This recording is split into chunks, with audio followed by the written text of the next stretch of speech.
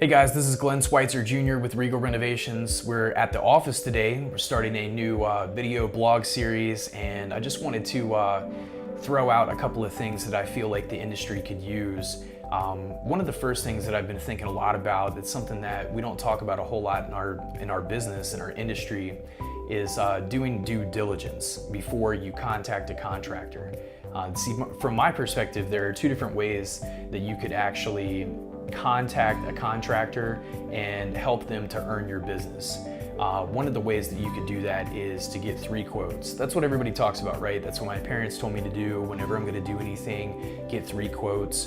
And that's kind of the traditional way of handling things. And I think that's good in some ways. If you're doing a roof job or you're doing something that's really cut and dry and you have all of the information, all of the specs for the scope of work that you want to do, then you can give 3 different contractors the exact scope of what you want to have done, and they can bid off of that. That's fair, that's easy.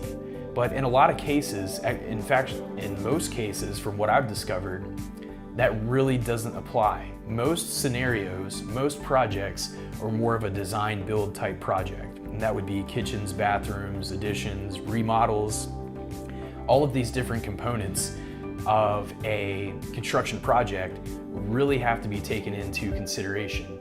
So if you're doing a project like the one, these drawings are in front of me right now, it's a complete remodel that we've contracted in Kings Grant.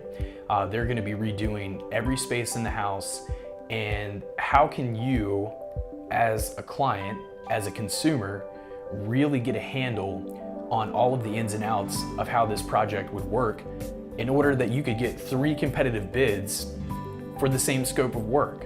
It would take a long time to be able to put all of that together, and maybe you don't have the education in this industry to be able to do that to begin with. So what's another way that you can tackle this without having to use the 3 contractor mindset? From my perspective, again, in my opinion, the best way that you can really choose who's going to do your project is to interview somebody. We interview our clients. We have prerequisites. We send a survey out, a questionnaire, whatever you want to call it, so that we can better understand your project. We want to know, how did you hear about us? What is the scope of work? What phases? What's your timeline? What's your budget? These sort of things. And I think a lot of people take that for granted and they just fill it out, shoot it out, and just say, hey, come on out and, tell me what it's going to be. Tell me how it's going to happen.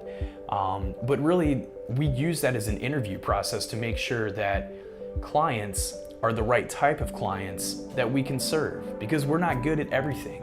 If your expectation, is up here and the contractor that you're talking to is down here, how do you know that without wasting your time or wasting their time bringing them out to your house? So one thing that we want to focus on, that we want to help clients to be able to do, is to do your due diligence and educate yourself before you actually even contact a contractor. There are some really cool websites that are out there. One of them is Homewisecom, and you'll be able to see that right here on the bottom of your screen. That will show you exactly the type of projects that are out there, materials, labor, whether it's a repair, and you can even input your zip code so that you can get a competitive idea of what different things cost and how that would work before you even have a contractor come to your house. So now you can start to interview the contractor. Instead of having someone convince you of a certain way to do your project, now you can interview the contractor and find out if you like a certain person, if you want to work with them, and if you do and you have a connection, then you release your scope of work and your budget, and you really have him build a project around your budget. It's impossible to do that without having your homework done from the beginning. And from another perspective, if you're gonna go, let's just say you wanna buy a car, right? So yeah, I wanna get a Beamer. That's what my family needs. I deserve that. This is what we wanna do.